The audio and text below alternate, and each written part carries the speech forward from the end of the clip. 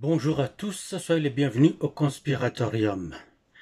Après la guerre d'indépendance des États-Unis, alors les États confédérés qui venaient de se mettre ensemble pour former ce que nous connaissons aujourd'hui comme États-Unis, avaient leur premier président. Et ce premier président n'était pas blanc, il était noir. Et son nom c'est John Hanson.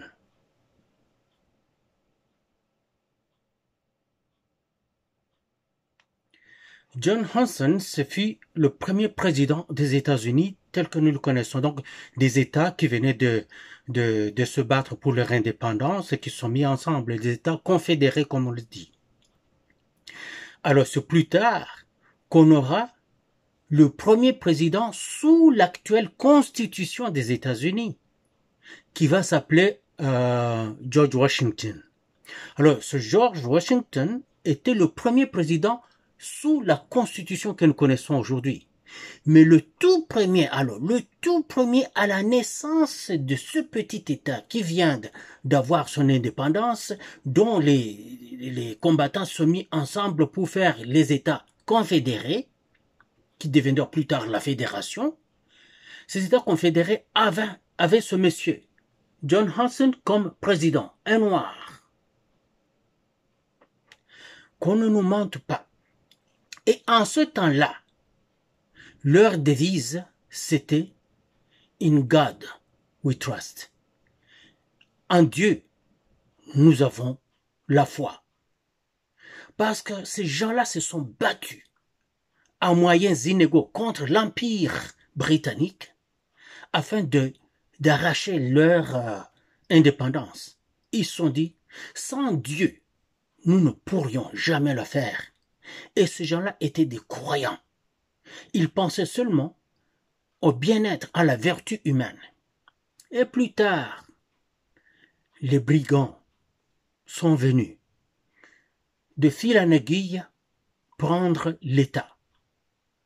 Et finalement, nous avons eu l'autre devise, qui n'est plus vraiment « In God we trust », même si ça reste encore sur le billet de $1, mais c'était plutôt l'Empire. C'était plutôt ce que Mike Pompeo, l'ancien ministre des Affaires étrangères des États-Unis, sous le premier gouvernement de Trump, avait dit. Et qu'est-ce qu'il avait dit? Écoutez ça, ça va vous glacer le sang, mais c'est ça la vérité, la devise de l'État américain d'aujourd'hui. Attendez. Où es-tu, cher Mike Pompeo? Voilà, je vais le reprendre. When I was a cadet, what's the cadet motto at West Point? You will not lie, cheat, or steal, or tolerate those who do. I was the CIA director. We lied, we cheated, we stole. It was like we had entire training courses.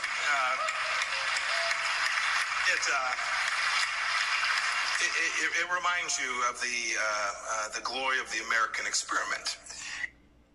Vous entendez? Cet homme venait de cracher le morceau. Il venait de dire une vérité qui date de plusieurs d'une centaine d'années et plus même. Ils disent, nous, les Américains, on vole, on ment, on triche. Il dit quand il est arrivé comme recrue à la CIA, la première des choses qu'on leur a appris, c'est celle-là. Le vol, le mensonge, la tricherie comme devise des États-Unis. Mike Pompeo, quand il dit cela, là il venait, il n'était plus ministre des Affaires étrangères quand il l'a dit. Donc il était libre de ses paroles. Mais c'est tout ce que les Américains ont fait. Quels sont les pays que les USA accusent par mensonge qu'ils sont les sponsors du terrorisme? La Corée du Nord, l'Iran, le Venezuela, l'Irak, ils ont déjà fait un coup d'État là-bas, La Libye, ils ont déjà fait un coup d'État là. La Syrie, ils ont déjà fait un coup d'État là. Ils accusent ce pays-là d'être des États qui sponsorisent les terroristes. Ils y vont, ils font des coups d'État et ils mettent des terroristes au pouvoir dans ces pays-là.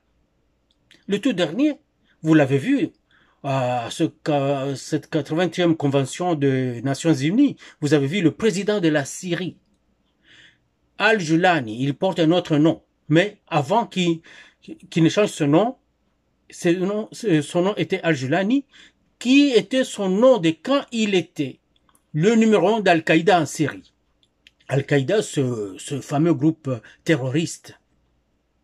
Et les Américains avaient mis le prix de cet homme, la tête de cet homme à prix, pour un certain 10 millions de dollars. Si je ne me trompe pas, vous pouvez me corriger pour me donner le chiffre exact. Ils ont dit, ce terroriste Al-Julani, nous le voulons vif ou mort, 10 millions de dollars. Mais avec lui, il renverse le gouvernement syrien, qui n'était pas terroriste du tout, qui protégeait son peuple, les chrétiens et les non-chrétiens. Maintenant, on les a presque exterminés parce qu'ils n'ont plus de soutien du tout, de protection. Quand ils le mettent là, ils lui disent, change le nom, man. On te connaît comme Al-Julani, le terroriste. Change de nom. Il a changé de nom. Il a un autre nom. Et vous l'avez vu, à New York, sur le tapis rouge, reçu par les chefs d'État, qui l'ont pourchassé comme terroriste hier. Les Macron, les Trump, tout le monde voulait prendre une photo avec lui. Qu'est-ce qu'ils ont en commun tous ces pays-là? Tous ces pays, la Corée du Nord, l'Iran, Venezuela, Irak, Libye, Syrie, c'est des richesses dans leur sous-sol, du pétrole ou du gaz. C'est ça qu'on cherche à prendre. À chaque coup d'État, les fonds et les capitaux de ces pays étaient gelés et disparaissaient par la suite.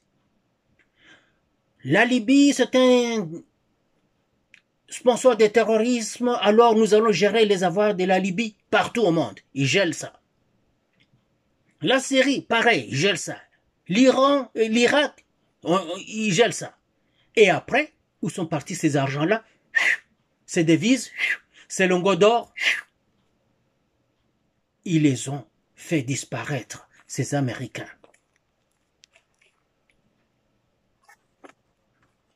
En plus, leurs banques centrales ont été vidées, très vite vidées, par les Américains à l'invasion. Quand ils ont envahi l'Irak, la première des choses, ils ont envoyé des Navy SEALs directement à la banque centrale pour saisir l'or et les devises. Quand ils ont envahi la Libye, c'est la première des choses qu'ils ont fait aussi. L'or et les devises. Quand ils ont pris la Syrie, c'était exactement la même chose. Ce sont des voleurs. Pourquoi ils avaient attaqué le Soudan? Le pétrole. Et ils ont envoyé le gros du pétrole vers le Soudan du Sud. Qu'est-ce qu'ils ont fait après? Ils ont créé une guerre civile en Soudan du Sud pour finalement aller prendre les gisements pétroliers. Vous voyez? Ces gens-là ne sont pas des enfants de cœur. Le Covid-19, ils croyaient faire fortune avec des vaccins. Donc, en créant ce Covid-19, ils se sont précipités pour faire le vaccin. Mais les autres pays qui ont compris, et ils ont eux aussi fabriqué leur propre vaccin.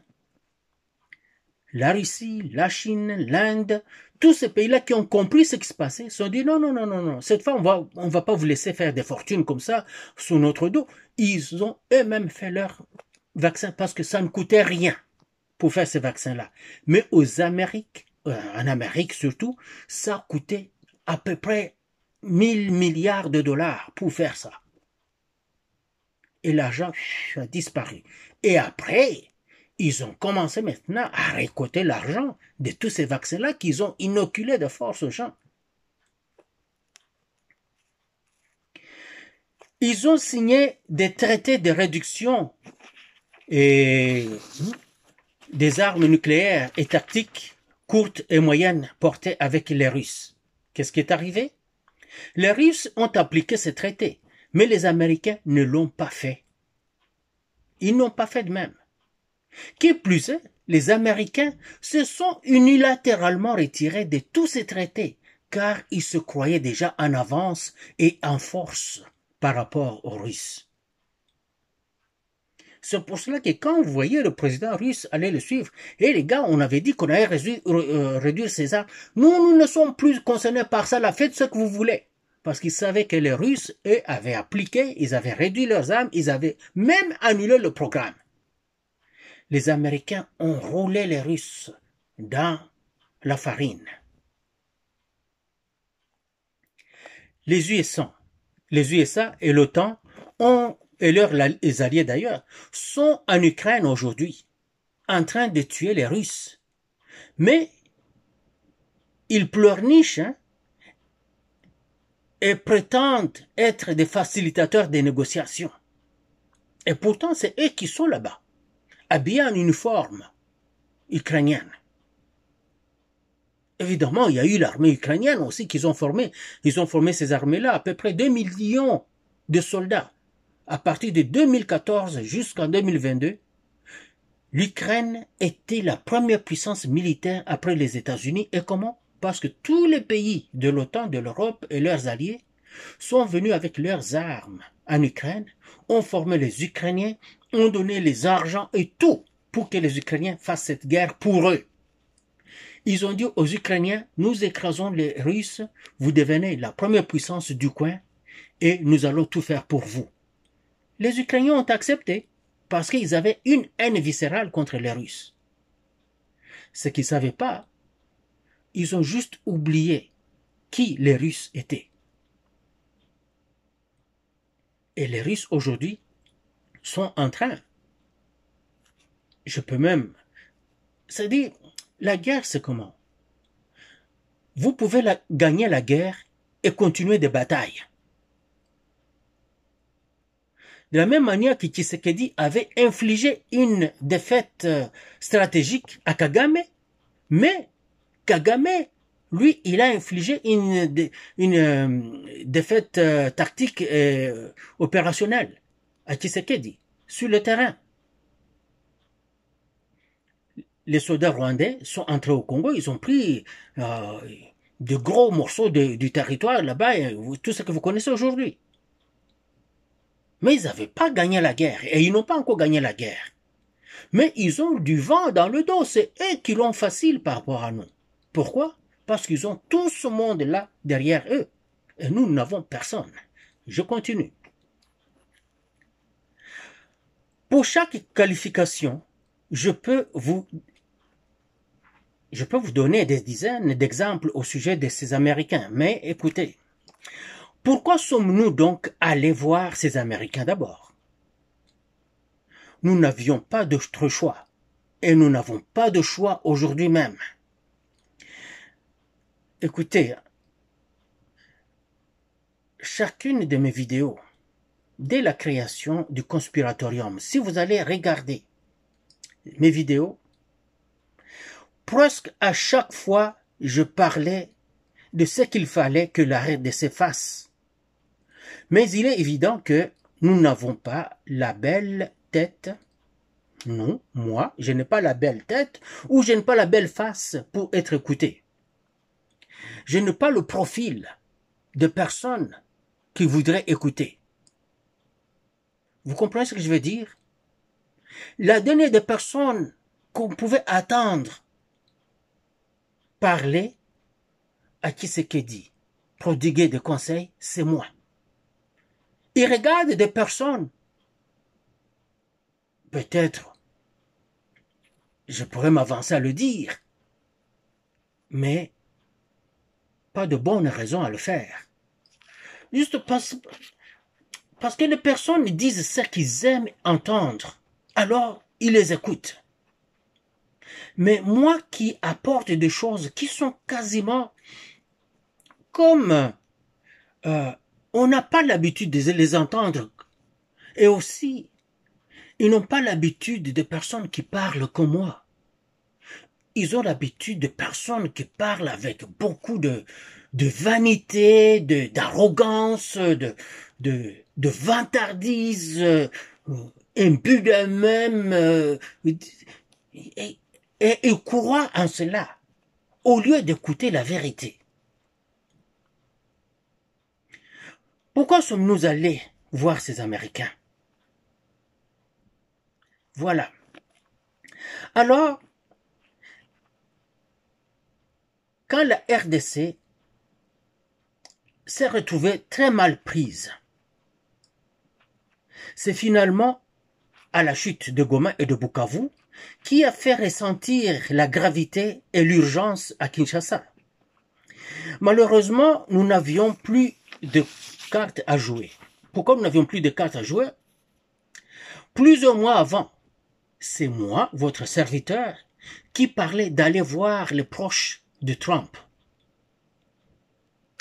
La famille de Trump, je disais, n'allez pas voir les congressistes, les parlementaires ou leurs sénateurs qui sont des personnes corrompues jusqu'à l'os. J'ai dit, allez voir Trump. Mais comme vous ne pouvez pas le voir en personne, allez voir les personnes qui sont émotionnellement attachées à Trump. Et je disais toujours émotionnellement, les gens ne comprenaient pas ce que je voulais dire. Ils m'ont dit, mais qu'est-ce que tu dis quand tu dis émotionnellement? Alors j'ai fini par expliquer. J'ai dit, allez voir son fils Donald Trump Jr.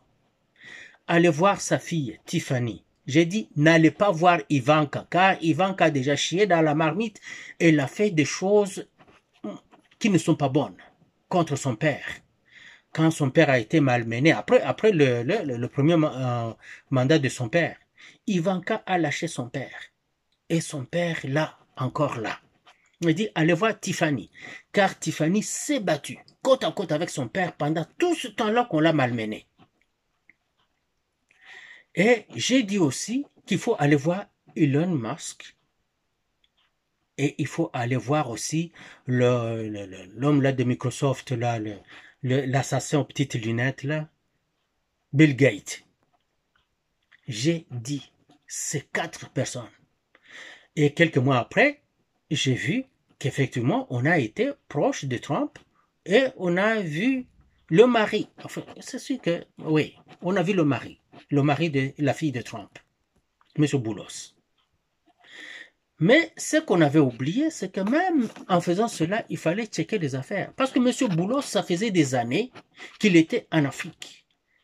Impliqué. Il n'y a pas une seule personne qui peut être en Afrique sans tremper dans les affaires sales de la RDC. Il n'y en a pas une seule. Tu es en Afrique, tu as une petite portion de pouvoir ou d'influence, tu es d'une certaine manière impliqué dans la saleté de la RDC. Dans la mafia de la RDC. Mais alors, qu'est-ce qui a mal tourné? Parce qu'on a été voir un proche de Trump, quelqu'un qui est émotionnellement attaché à Trump, le mari de sa fille, donc son propre beau-fils. Qu'est-ce qui a mal tourné? Pourquoi ça a tout de suite chié? Pourquoi? Nous avions vite oublié ce que sont les Américains, c'est pour cela que cela est arrivé. Et j'en parle dans presque chaque vidéo. Ce sont des margoulins, des filous, des fripons et des bandits de grand chemin, les Américains. Je ne parle pas du citoyen ordinaire. C'est les officiels. Et un citoyen américain, dès qu'il passe de l'autre côté, il va vers du côté du pouvoir, il trempe dedans, immédiatement, sans exception. Intégrité aux États-Unis, c'est zéro. N'y croyez pas. Je ne suis pas citoyen américain. Je n'ai jamais voulu l'être. Je suis au Canada. Les seules fois que je suis allé aux États-Unis, c'était pour des raisons de travail. On était sur des bases militaires, pour des entraînements et des choses comme ça. Mais jamais, même quand j'étais sur la base militaire et qu'on organise une sortie pour aller se promener en ville parce que tout est payé, je disais non, je reste. J'ai resté sur la base militaire. Ça ne m'intéresse pas. J'ai une aversion, un dégoût total à cause de ces dirigeants, à cause de tout ce qu'ils font partout. Cela ne veut pas dire que les citoyens américains sont comme leurs dirigeants. Mais avez-vous entendu les Américains s'insurger contre leur gouvernement à cause de ce qu'ils font en RDC? Non. Ils font des marches pour soutenir les Syriens, pour soutenir les Palestiniens, pour soutenir surtout les Ukrainiens. Mais il n'en faut pas pour les RDC. Même les Noirs américains, surtout eux. Rien du tout. Quand il arrive qu'on voit un Noir qui pourrait être un parlementaire ou un sénateur à qui on a payé un peu d'argent pour... Parce que sans le payer d'argent, il n'intervient pas. On lui paye un peu d'argent pour qu'il fasse une petite déclaration qui n'a aucune force de loi, qui n'a aucune influence. Mais il va le faire parce que chez nous en Afrique, quand nous suivons ça, nous croyons, mais ceux qui savent vont juste se dire, ça ne vaut rien ça. Nous qui ne savons pas, nous allons dire, hey, yes! Un congressiste américain, un parlementaire américain, un sénateur américain a dit ceci, nous sommes avec. Ça ne donne rien. Ça ne donne rien. Alors, du gagnant-gagnant, là, ne peut pas exister chez eux, chez les Américains. Ils arrachent du beurre et l'argent du beurre. C'est ça qu'ils font. Ils te prennent la femme et l'enfant. Ils te prennent le lait et la vache. Ils te prennent tout, sans cœur, sans remords. Vous êtes dans une situation fatale, comme l'avait dit Henry Kissinger, un autre ministre des Affaires étrangères des États-Unis qui avait dit ceci, il est partout en train de le dire, qu'il est dangereux d'être ennemi aux Américains, comme l'Iran qui est ennemi aux Américains, c'est dangereux. La Corée du Nord, c'est dangereux. Mais les Américains ne sont pas implantés en Iran, ni en Corée du Nord. Et les Coréens des Iraniens se protègent tant bien que mal. Mais dès que vous devenez leur ami, c'est fatal, parce qu'ils entrent chez vous et vous ne pouvez rien faire. Ils commencent à vous mener et vous tirer par le bout du nez. Alors, vous faire voir tout ce qui... Regardez ce qu'ils ont fait aux Européens. Les pays européens sont devenus pauvres, sont par terre, les économies par terre, tout parce que les Américains leur ont dit de tout faire pour sauver l'Ukraine. Les Américains disent, n'achetez pas du pétrole russe pour que les Russes puissent souffrir. Mais les Américains, eux, en achètent. Dans le golfe du Mexique, là, vous allez vous regarder des navires paquebots, des navires citernes, comme on les appelle, qui apportent du pétrole et du gaz en provenance de la Russie. Ça va vous étonner, vous dites, mais c'est quoi cette affaire?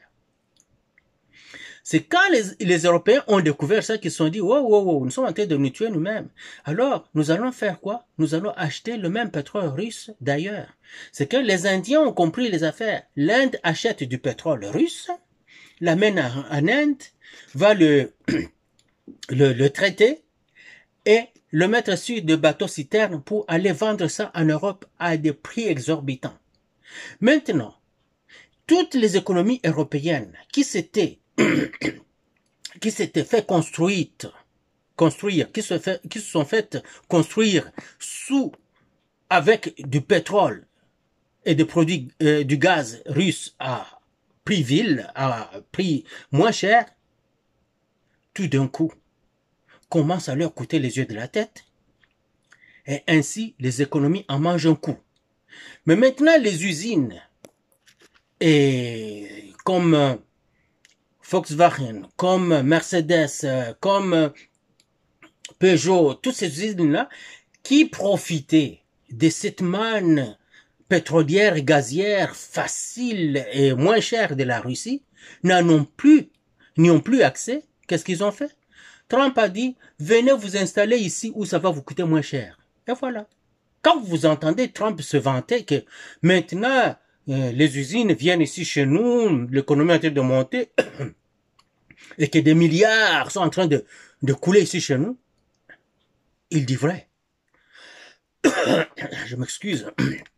Un petit chat à la gorge. Voilà. C'est ça que les Européens sont en train de connaître. Et vous savez ce que les Américains ont fait? Parce que les Russes et les Allemands avaient construit ce grand canal d'acheminement de gaz de la Russie vers l'Allemagne, qu'on appelait Nord Stream. Donc, le ruisseau nord, si nous pouvons ainsi le dire, le ruisseau nord ou le coulement nord les Américains sont allés le faire exploser. Mais au lieu que les Européens, parce que ça passe par chez eux, se plaignent du fait que les Américains l'ont fait, les Américains leur ont demandé d'accuser les Russes d'avoir fait sauter ce canal-là d'acheminement de ce gaz et pétrole. Vous vous rendez compte? Et ils l'ont fait. Les Américains ont dit, attaquez, donnez toutes vos armes, donnez tout ce que vous avez à l'Ukraine. Ils ont fait ça. Aujourd'hui, ils sont démilitarisés. Toutes les armes qu'ils ont envoyées en Ukraine ont été détruites par les Russes. Ils n'ont presque plus rien. Ils viennent voir les Américains disent, ah, nous, on ne veut plus s'en mêler là, mais si vous voulez les armes, venez les acheter. Alors, les Américains disent, vous achetez les armes chez nous, vous nous donnez l'argent pour ça, vous prenez ces armes et vous les amenez dans l'OTAN. Or, l'OTAN, c'est chapeauté par les États-Unis. Et après, maintenant, vous pouvez prendre ces armes-là, les amener en Ukraine. Vous comprenez? Donc, les Américains sont en train de... Il y a un terme. Si je l'utilise ici, je suis un homme mort. Ma sœur, la religieuse, va me tuer. Mais imaginez-vous, vous décidez de faire ça à quelqu'un par en arrière, mais sans vaseline. C'est ça que les Américains font aux Européens. C'est pénible, c'est saignant. Mais les Européens acceptent parce qu'ils se sont dépouillés de tout. Ils ont donné leur pouvoir aux Américains. Regardez l'Union européenne. Pour que tu sois pour que tu sois une autorité de l'Union européenne, d'abord, première des choses, tu dois faire allégeance aux États-Unis en devenant d'abord citoyen américain.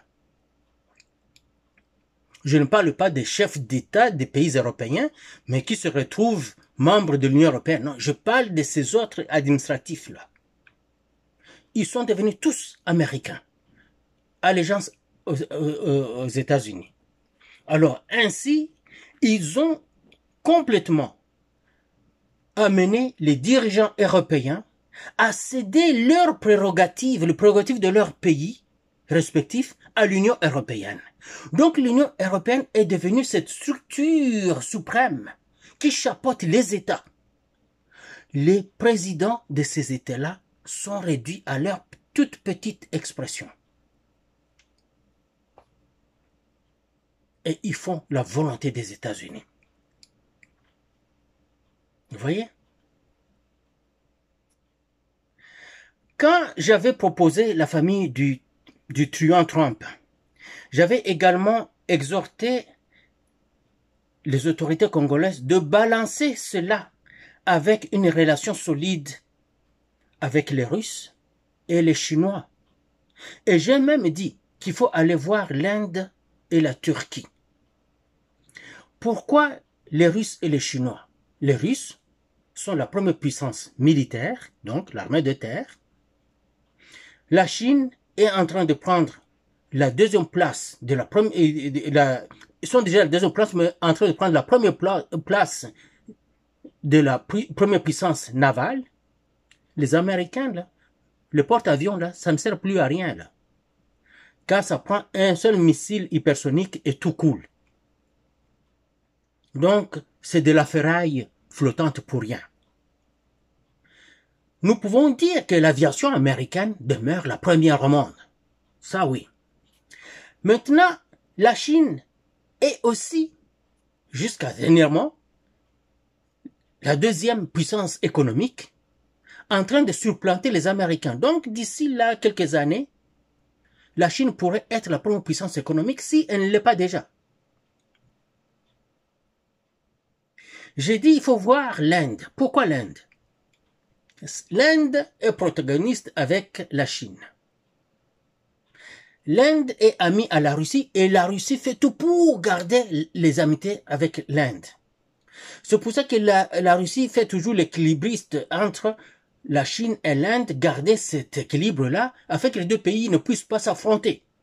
Sinon, la Russie devra choisir aller soit vers la Chine ou perdre l'Inde, ou aller vers l'Inde et perdre la Chine. Alors la Russie joue les deux comme ça. Mais les Américains font tout, alors tout, pour amener l'Inde dans leur sillage. Et l'Inde, qui est prudente, ne met pas tous les œufs dans le même panier, veut garder les relations avec les Américains, mais avec d'autres pays. Trump croyait forcer l'Inde à quitter les autres pays en infligeant des sanctions contre l'Inde, mais l'Inde a regardé et dit, je suis membre du BRICS. Le BRICS aujourd'hui, c'est 34% de l'économie mondiale et le G7, c'est 27%. Donc, j'ai tout intérêt à garder ces relations, surtout comme l'Inde et la Chine commencent à vouloir enterrer la hache de guerre qui avait été suscitée par les Américains. De la même manière que les Américains avaient suscité des conflits entre la Russie et la Chine, en donnant tout à la Chine, en amenant la Chine dans l'Organisation mondiale de commerce, en amenant toutes les usines européennes et américaines en Chine, afin de rendre la Chine puissante et que la Chine écrase la Russie à côté. Mais en fin de compte, la Chine, quand elle devient puissante, elle voit qu'elle est en train de se faire maintenant écraser par les États-Unis, elle court faire la paix avec la Russie. Et ainsi, la Chine vient de s'assurer d'un soutien militaire solide. Elle-même étant maintenant une grosse puissance militaire, mais qui n'équivalent pas encore à la Russie. Mais au moins, elle a la Russie et elle a ses propres moyens. La Chine, par l'entremise de la Russie, a réussi à amener l'Inde au pourparlers. Et bientôt, ils pourraient signer des traités de paix. Ça, les Américains ne veulent pas, ils veulent détruire ça. Alors, forçant l'Inde, en imposant des sanctions à l'Inde pour que l'Inde puisse quitter des tarifs commerciaux contre l'Inde, pour que l'Inde puisse quitter la Chine et la Russie et venir vers les États-Unis, l'Inde a dit non, non, non, non, non. Nous voyons que notre avenir est dans l'Asie. Nous avons intérêt à voir ce pays-là de notre côté. Les Américains veulent de l'Inde, les Russes, les Chinois veulent de l'Inde, c'est que l'Inde est capable d'intervenir dans nos dossiers à nous pour un oui, pour non, parce qu'aucun pays ne veut le perdre. Aucune puissance ne veut perdre l'alliance de l'Inde. J'avais dit cela. Et j'ai dit aussi il faut avoir la Turquie vers nous. Pourquoi? La Turquie est entre l'Europe et l'Asie. La Turquie est membre de l'OTAN. C'est la deuxième puissance de l'OTAN après les États-Unis. Sans avoir l'arme nucléaire. Si nous mettons l'arme nucléaire de côté, mais n'oubliez pas que sur la base militaire de Incirlik en Turquie, il y a les armes nucléaires américaines qui sont là. Donc, la Turquie, sans être une puissance nucléaire, a des armes nucléaires. S'il y a un problème, vous savez ce qui peut se passer? La Turquie peut dire aux Russes, s'il vous plaît, aidez-moi, et je prends ces armes. On ne va pas bombarder un pays qui a des armes nucléaires. Non. Parce qu'elle peut les lancer aussi. Vous comprenez l'affaire? J'avais dit cela. La Turquie a l'air de rien et pourtant, c'est un pays stratégiquement puissant.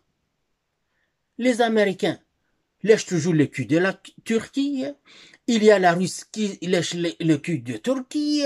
Tout le monde veut garder Turquie de son côté. Et alors, Turquie se retrouve à manger de deux côtés.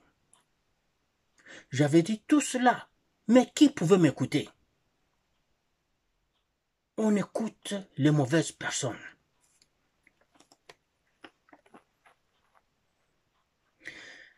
Le Rwanda a été au service des USA contre la RDC depuis la chute de Mobutu.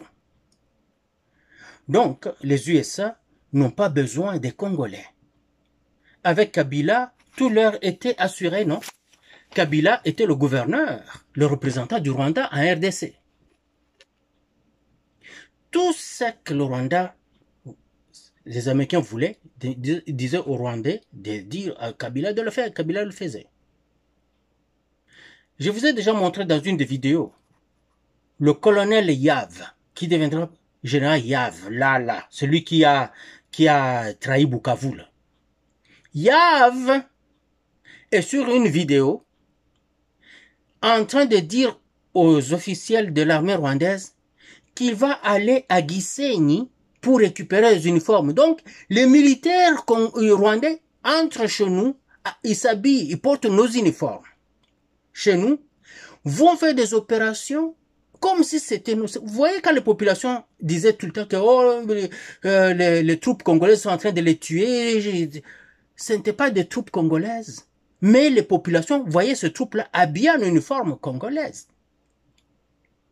C'est pour ça qu'ils disaient que c'était des Congolais, c'était des troupes rwandaises. Et dans une opération où ils avaient été complètement nettoyés tout ce qu'il y avait comme FDLR, tout ça, ils ont tout nettoyé. Ça, c'est en 2012, cette vidéo-là. Ils sont en train de se féliciter. Ils s'approchent et disent, il est ma uniforme. Il dit ça au général rwandais. Il dit, ok. Puis il dit à un autre, il dit, donc ce Yav-là est dans le coup. Ces vidéos-là, moi je les ai sorties, je pense que c'était en 2021. Donc tout ce temps-là, vous aviez Yav, commandant là-bas, général, et vous savez qu'il fait toutes ces choses-là. On n'avait aucune chance. Moi j'avais sorti ça là-bas.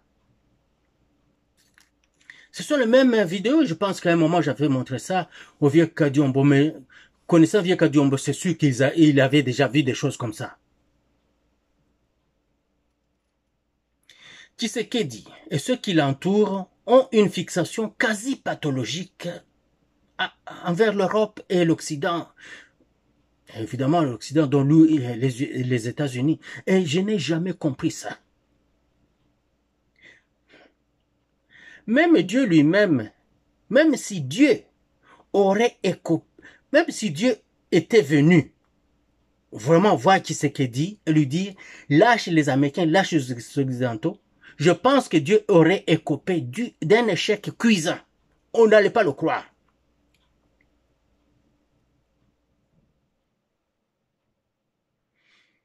Je pense qu'on aurait dû balancer les choses. On aurait dû regarder, oui, les Occidentaux, parce que nous étions déjà mal pris avec eux, mais penser, aller voir d'autres personnes. Savez-vous que les Philippines sont alliées aux États-Unis contre la Chine, mais les mêmes Philippines sont alliées des Russes. Pourquoi ils font ça? Pour balancer les choses, pour qu'ils ne puissent pas être à la merci complète des Américains. Et évitant d'être à la merci complète des Russes, ils sont amis aux Américains. Le Vietnam aussi. Taïwan aussi. Même si les Russes et les Chinois aujourd'hui sont des alliés, même s'ils ne le disent pas, mais sont des alliés, vraiment des alliés militaires. Les Russes protègent Taïwan. Si aujourd'hui les Russes disent aux Chinois, hey les gars, allez-y, nous allons vous supporter, les Chinois vont aller tout de suite, parce qu'ils savent que les Américains viendront à l'aide de Taïwan. Mais si les Russes disent aux Chinois, allez-y, nous vous donnons tout, tout de suite les Chinois ne vont pas hésiter. Donc au moment opportun, vous allez voir tout cela. Les Américains sont en train de faire raser la Palestine et les Palestiniens pour avoir leurs terres et ils le font sans remords. Ils sont en train de faire raser l'Ukraine et les Ukrainiens. Tout ça parce qu'ils veulent atteindre la Russie. Et ils veulent détruire la Russie, piller les richesses de la Russie. Ce qu'ils sont en train de faire à ce pays-là, ils sont en train de le vouloir faire à Taïwan. Donc, ils utilisent Taïwan. Le Taïwan va se battre contre la Chine et ils viendront en Taïwan pour atteindre la Chine. Pourquoi ils veulent atteindre la Chine? Non seulement pour les richesses de la Chine, mais aussi ils savent qu'une fois la Chine est détruite, la Russie sera fragilisée.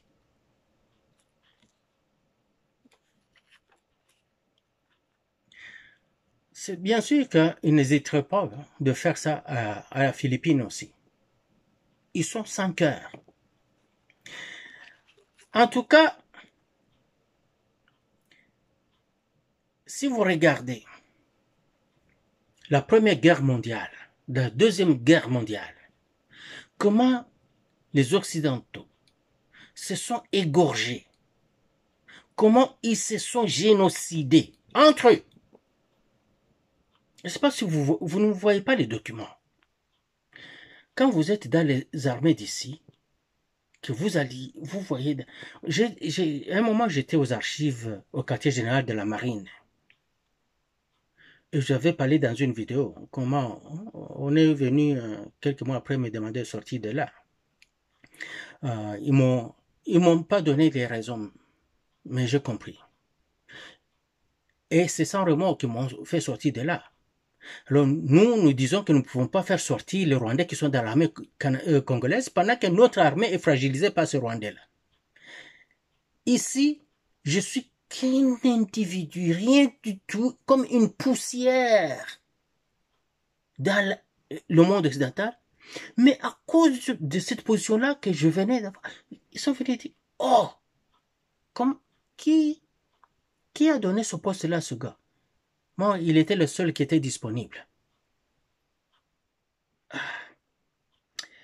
Aïe, aïe, aïe, aïe, normalement, il faut qu'on le sorte de là. Parce que quand on est aux archives, on voit tout. Tout. Alors tout. Et je voyais tout. On voit des choses. Mais je me rappelle quand ils m'ont donné ce poste, ils sont venus me dire, écoute, ici, tu vas être avec... Tu vas voir et entendre les officiers supérieurs parler. Des choses que tu n'entendras pas ailleurs, que personne d'autre n'entendra. Et tu verras des choses. Si ça sort d'ici, on voit ça à l'extérieur, c'est toi. Ils m'ont dit ça directement. Dans le golf aussi, on m'avait averti à un moment. Parce que je devais travailler quelque part. En étant là-bas, ils sont venus me dire, écoute, tu es ici, mais si ça sort, c'est toi. Alors, au quartier général, quelques temps après, ils sont venus me voir pour me dire, mais il faut qu'on te sorte d'ici. Ils m'ont sorti de là. Je n'avais pas trahi, je n'avais rien fait.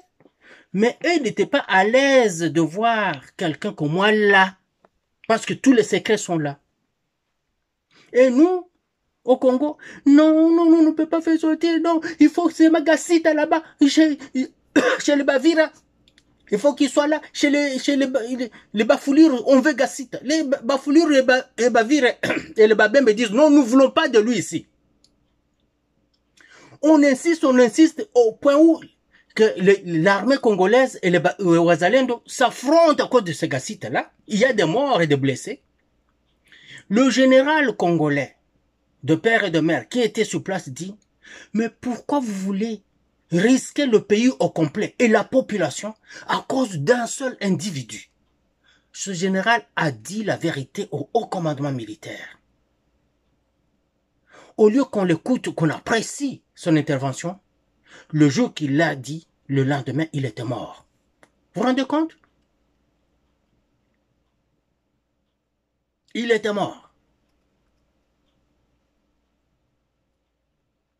Moi, si j'étais Tshisekedi, j'allais dire à Banza, comment se fait-il? Ce général dit ceci aujourd'hui, toi tu es là, et le lendemain tu t'en vas, lui il reste mourir. Non, viens ici. Mais rien ne se passe. Je ne comprends pas ces choses-là. Je pense que nous devons, nous Congolais, nous retourner, regarder les Américains en face, les étudier et comprendre quelque chose. C'est quoi que nous devons faire? Je pense que vous du conspiratorium, vous vous rappelez, quand je faisais des vidéos, vous me posiez toujours des questions. Mais les Russes, c'est quoi? Les Chinois, c'est quoi? Mais eux aussi, c'est pour leurs intérêts. Tout pays, c'est pour ses intérêts. Nous étions partis aux États-Unis pour nos intérêts. C'est toujours des intérêts. Mais la seule différence entre ces deux peuples, Russes et Américains, c'est la franchise. Les Russes sont francs. Et les Russes sont loyaux. Les Américains sont des margoulins, ne sont pas francs et ils ne sont pas loyaux. Si vous allez dans mes vidéos, si un conseiller de Tshisekedi entend ce que je dis là aujourd'hui, il va dans mes vidéos. Il n'a pas besoin d'aller regarder toutes les vidéos parce qu'il y en a quand même plus d'une centaine déjà. Il choisit au hasard 5 vidéos, il regarde, il va se dire, oh, ce monsieur, oui, il disait des choses. Est-ce qu'il était dans le secret des dieux? Non, je n'étais pas dans le secret des dieux. C'est juste observer les choses, on le voit. Lire, on voit. Écouter, on comprend. Si vous ne regardez pas d'où vient le tir et que vous vous focalisiez sur l'impact de la balle, mais c'est vous qui allez manger la prochaine balle. C'est pour ça que dans l'armée, on nous apprend, je pense que c'est la même chose dans toutes les armées du monde, inclus au Congo. Vous entendez pang. La première des choses, on apprend à connaître le vacarme. Des soldats qui peuvent, il y a des soldats qui sont capables de se dire, ça c'est telle arme, ça c'est telle arme, ça c'est telle arme qui vient de tirer, même savoir l'arme, juste au vacarme. Mais identifiez l'origine surtout. Vous identifiez l'origine, vous regardez d'où ça vient. Là, vous pouvez faire quelque chose. Et non pas, et beti masa siwana, beaucoup me la kaka place wana. Mais vous mangez la prochaine balle. Si un de les officiels de Fachi regarde mes vidéos, il va se dire, ok, il sera curieux, il va les regarder. En tout cas, il peut se donner 1 ou 2 jours, il est passé au travers de mes vidéos, je n'en fais pas beaucoup. J'en fais pas une vidéo chaque jour, je suis pas obligé. J'en fais une fois de temps en temps. Mais quand je fais une petite vidéo, parce que je viens commenter quelque chose pour éclairer une affaire ou je viens donner une information. Mais les gens chez nous, je ne sais pas. J'avais commencé cette plateforme avec pour seul but de soutenir les actions de Fachi, car il est réellement notre dernier espoir. Qu'on l'aime ou non, ou que nous le voulions ou non, c'est lui le tout dernier. C'est lui le tout dernier. Si il ne réussit pas, nous perdons, alors nous perdons gros pour toujours. Les marchands d'influence, les grandes gueules sur Internet, les commerçants d'opinion et d'émotions font que Fachi regarde toujours à l'endroit de l'impact du tir de la balle, au lieu de regarder, de se retourner vers l'origine du tir. Quand vous regardez vers l'origine du tir, il ne vous reste qu'à identifier le tireur, évaluer la menace, prendre des mesures de riposte appropriées et gagner le feu. Mais si Fatih ne regarde pas d'où ça vient, il ne pourra pas prendre toutes ces mesures. Aucun dirigeant, alors aucun, n'est magicien. Vous vous rappelez Mobutu qui disait le président fondateur n'est pas un magicien, seul il ne peut rien, mais avec l'appui de tout son peuple, il peut tout. Il ne venait pas pour expliquer, et en ce temps-là, on n'avait pas des influenceurs, on n'avait pas de youtubeurs pour venir expliquer la pensée de Mobutu. Quand M. Sakombi ne passait pas pour nous expliquer en ces termes, et surtout, selon son esprit, ça restait comme ça, sans que les populations le comprennent. Mais ce qu'il voulait dire que c'est avec l'équipe des travailleurs, des gens qui travaillent sans relâche et sans complaisance, que le dirigeant s'en sort. C'est avec des lois et des règles adaptées qu'il opère avec clairvoyance. C'est avec fermeté et violence, qu'il guide le peuple. Il faut la fermeté, il faut la violence. Je vais vous donner un exemple qui n'est pas peut-être approprié parce que nous souffrons beaucoup chez nous. La ville de Goma et la ville de Bukavu. C'était des villes poubelles. Hein? Bon, Goma s'en sortait quand même assez bien. Mais Bukavu était poubelle. Était devenu poubelle. Comme Kinshasa l'est aujourd'hui. Quand ces brigands ont pris ces villes-là, le lendemain, ils ont commencé à forcer le salongo. Je n'ai pas besoin de vous expliquer. Le salongo, chaque fin de semaine. Les rigoles, qu'on croyait qu'ils n'étaient plus là, on les voit. Les canaux d'eau sont dégagés. Les pluies tombent. Hier, ma petite sœur m'a envoyé la vidéo des pluies torrentielles qui se sont battues hier sur Bukavu.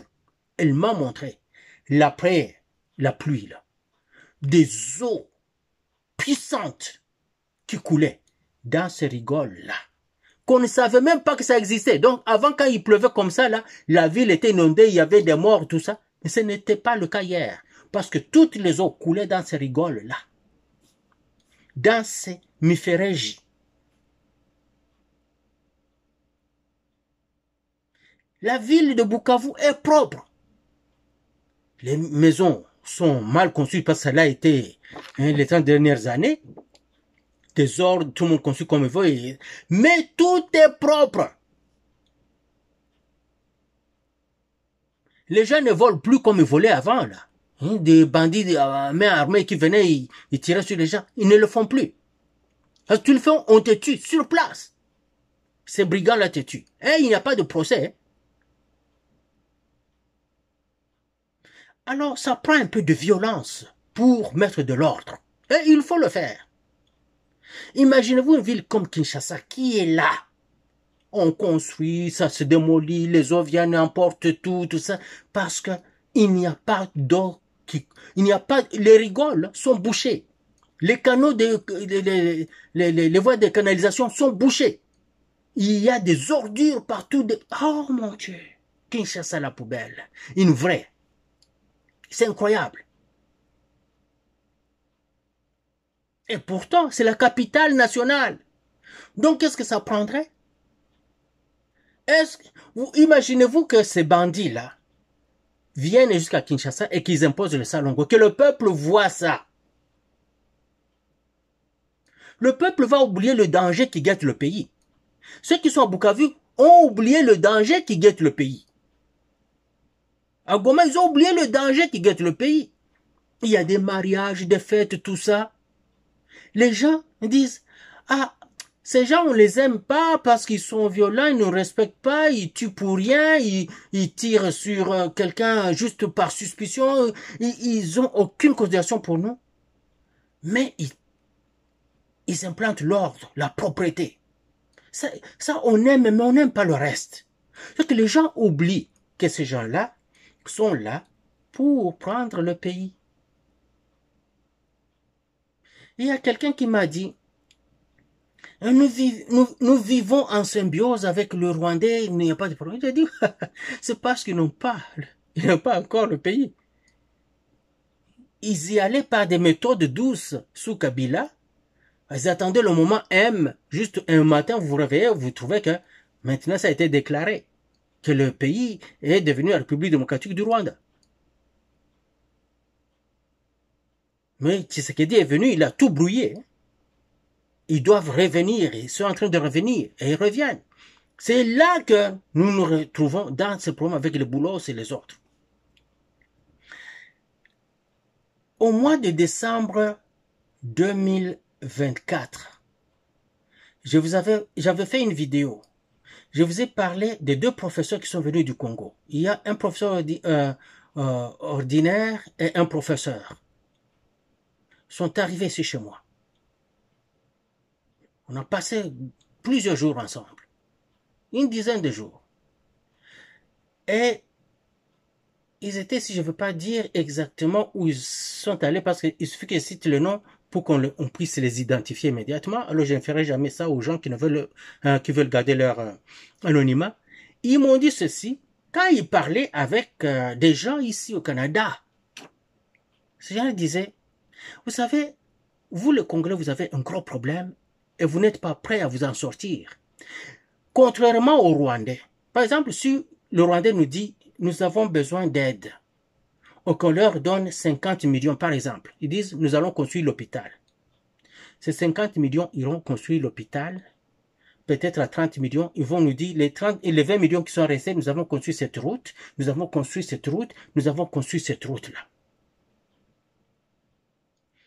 Mais au Congo, on donne les 50 millions,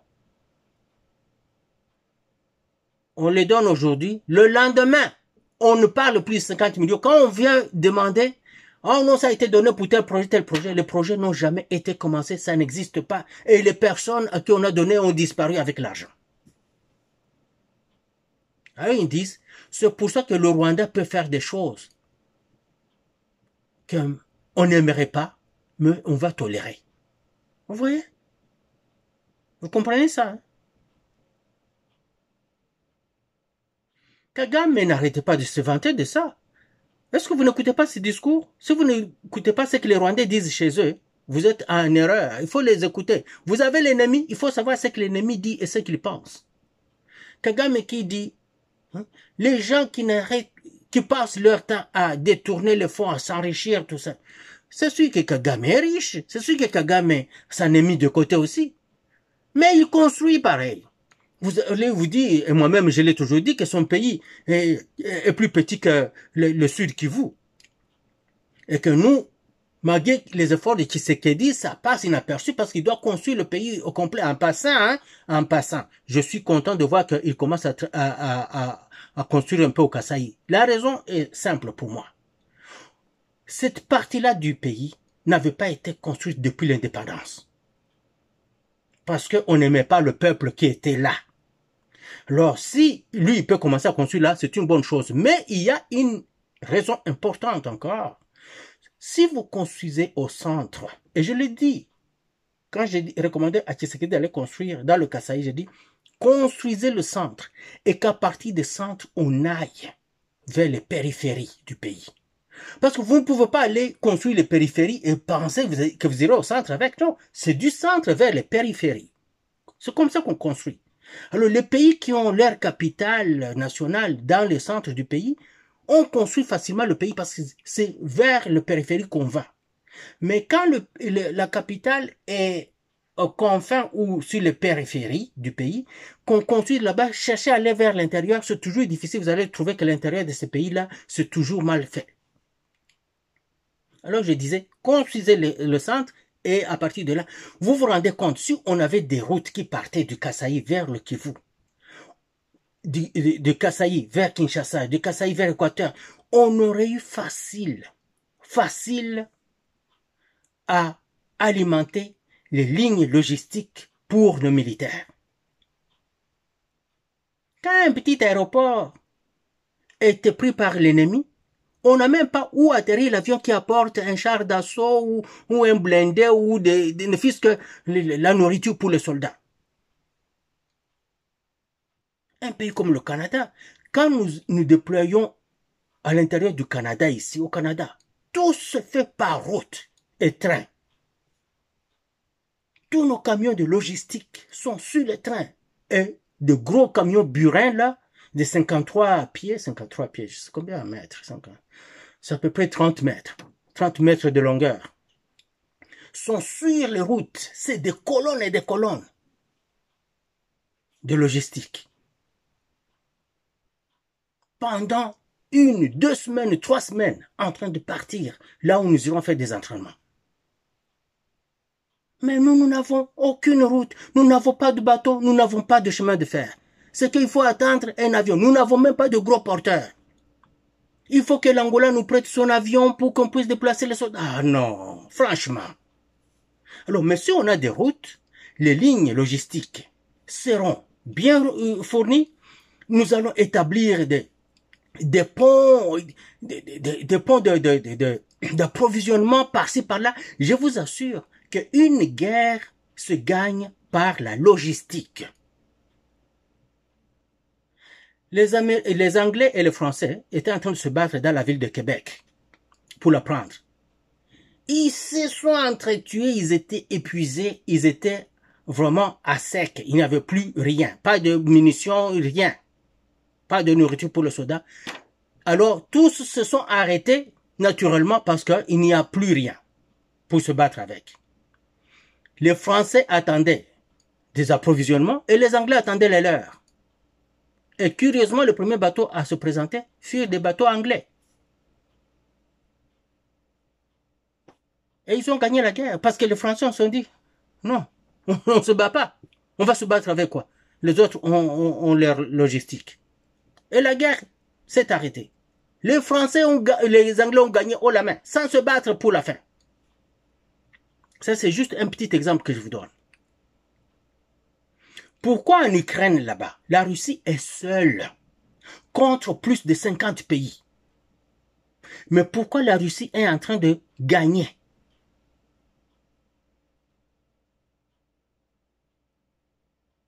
Pourquoi la Russie est en train de gagner? C'est à force égale avec les Américains, non? Et si vous prenez les autres pays européens ensemble, c'est encore à force égale avec eux. Donc, quand toutes ces forces occidentales se mettent ensemble, devaient donner une raclée à la Russie. Mais pourquoi c'est la Russie qui leur donne une raclée? C'est à cause des lignes logistiques. Pour la Russie, c'est proche. Ça vient sans danger. Et ils doivent utiliser tous les moyens pour amener tout ça en Ukraine. Et parfois, ils ont réussi à creuser des lignes souterraines. Mais quand les Russes les découvrent, qu'est-ce qu'ils font? Ils bombardent avec des bombes pénétrantes pour aller les faire sauter. Et c'est difficile pour eux. Obama, on lui avait demandé de faire cette guerre-là. Obama avait dit non, je n'ai pas l'avantage escalatoire. Celui qui va faire l'escalade de toutes les hostilités avec plus d'aisance, c'est la Russie. Il a refusé de le faire. Alors quand Trump vient, Trump commence à armer les Ukrainiens, tout ça. Quand vous l'entendez dire c'est la guerre de Biden, c'est un margoulin. C'est lui qui avait commencé par armer les Ukrainiens, non? Quand Biden est venu, il a juste maintenant ordonné que tout continue normalement, officiellement. C'est tout.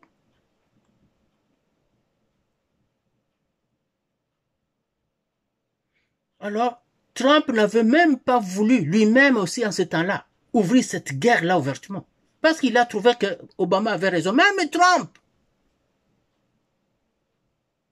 Biden arrive parce qu'il était déjà dans un état sénile et que le pays était dirigé par Jack Sullivan, qui était chargé des affaires sécuritaires du pays, et le ministre des Affaires étrangères qui était le margoulin là qui passait de pays à pays là, qui est venu chez nous, il est allé au Rwanda là. C'était les deux personnes là, Anthony Blinken et Jack Sullivan, qui dirigeaient le pays. Et eux, ce sont des juifs viscéralement, vraiment opposés à la Russie. Et ils détestent avec passion la Russie, ils veulent là-dessus. C'est ainsi qu'eux, ils ont tout donné, alors tout donné, ils ont influencé, poussé les Européens à tout faire pour cette guerre-là. Trump arrive, quand il dit je vais arrêter la guerre dans 2 jours, il croyait que c'était facile. Il arrive et trouve d'abord que le pays, son pays à lui, n'a plus presque d'armes. Il lui reste un peu, même pour la défense du pays, ce n'est plus assez. Ils n'ont pas l'industrie d'armement capable de fournir au même rythme, à la même quantité que la Russie. Vous vous rendez compte? La Russie a elle-même produit en un seul mois ce que les Européens, incluant les États-Unis, tous ensemble ne sont pas capables de fournir, de produire en une année comme armement. Et je ne sais pas s'ils vont oser contre la Chine, qui a peut-être 10 fois ce que la Russie a aujourd'hui. La Russie a seulement la technologie et les armes beaucoup plus sophistiquées. Mais si on prend l'industrie de production de la Chine plus le savoir russe ensemble, je vous assure que les Occidentaux n'ont aucune chance. Et je ne sais pas s'il y aura un président assez fou pour attaquer les 2 pays. À moins que Trump soit vraiment décalé pour le faire.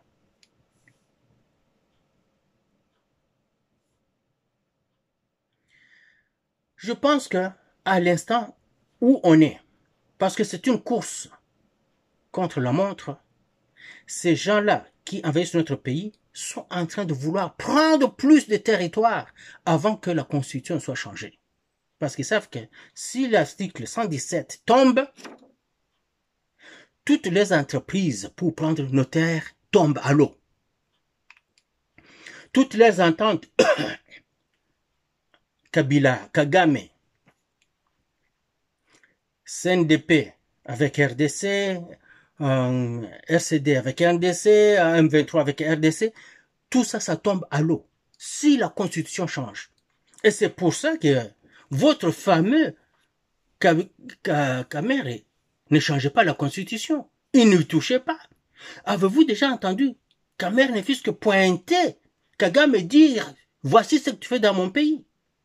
Non. Si il est malmené aujourd'hui, c'est parce que les gens ont vu, se disent, mais comment lui? Il ne dit rien. Il est le président de l'Assemblée. Le vieux Mbosso n'arrêtait pas de tacler les envahisseurs de notre pays.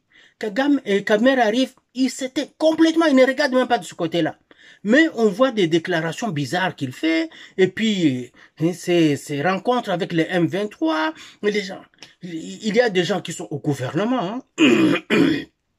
Et je vous avais parlé de ces 2 personnes qui sont au gouvernement à Kinshasa, et dont les amis sont dans le M23. À Bukavu, ils vivent dans leur maison, et c'est eux qui payent les factures. Je comprends s'ils ne payent pas les factures, que les maisons tombent en ruine, c'est eux qui perdent. Oui, mais pourquoi alors ils ne sont pas en train de décrier ces gens-là qui occupent leurs maisons, leurs hôtels? Ils ne le font pas parce que ils sont avec eux. Ils attendent la chute de Tshisekedi et ils ont leur place au ciel. Hein? Les gens qui vont souffrir directement de la chute de Tshisekedi, c'est les Congolais de père et de mère. Car ceux qui ne sont pas les Congolais de père et de mère seront bien. Mais nous allons tout perdre. Et quelqu'un comme moi, mais moi, en ce moment-là, mettre la patte au Congo, ce sera une mission suicidaire, hein. Même aujourd'hui, je ne sais pas si je peux mettre facilement la patte à Bukavu avec tout ce que j'ai dit ici. Les Batulukwebo, les Kamere et les Meboji, tout le monde va dire « Hé, donnez-le-nous ». Ils vont me manger tout cru. D'ailleurs, ce sera la course contre la montre entre les Rwandais et les Congolais pour m'attraper. Qui sera le premier à m'attraper et m'arracher la première oreille?